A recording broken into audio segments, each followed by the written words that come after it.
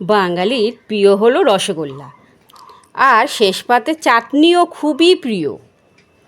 আর যদি দুটোকে একসঙ্গে মিলিয়ে দেওয়া যায় তাহলে, তাই এই ইউনিক রেসিপিটা তোমাদের সঙ্গে শেয়ার করলাম।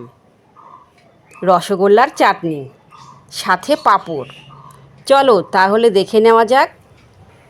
আমি আঁচে একটা কড়াই বসিয়ে দিয়ে দিলাম সাদা তেল পরিমাণ মতো। গরম হয়ে গেলে দিয়ে দেব শুকনো লঙ্কা, সাথে দেব সাদা সর্ষে। নেড়ে চেড়ে দিয়ে দেব কেটে রাখা কাঁচা আম।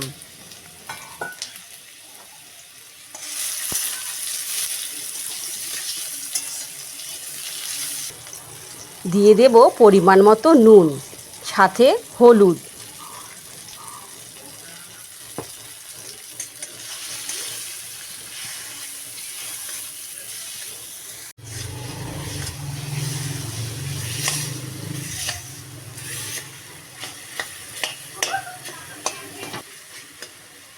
নেড়ে চেড়ে যখন নাড়াতে নাড়াতে আমগুলো গলে যাবে তখন দেব জল।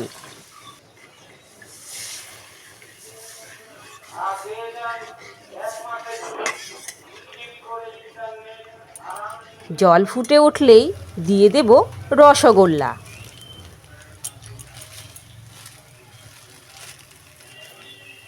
শিরা শুদ্ধ দিয়েছিলাম বলে আমি চিনি দেব না, তোমরা চাইলে চিনিও ব্যবহার করতে পারো। এখানে আর কোনো মশলা লাগবে না।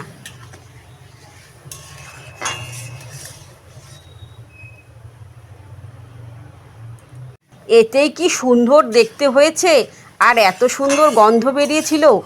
বাড়িতে ট্রাই না করলে আর না খেলে বোঝাই যাবে না এর যে কি অপূর্ব স্বাদ।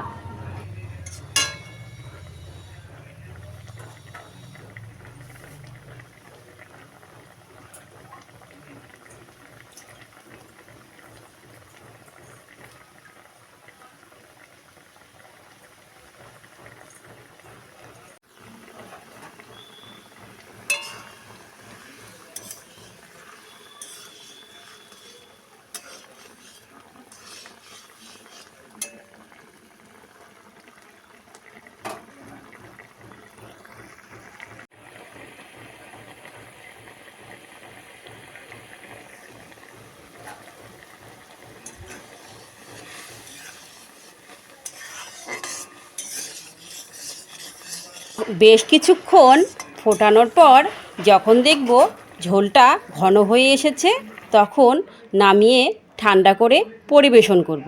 ধন্যবাদ।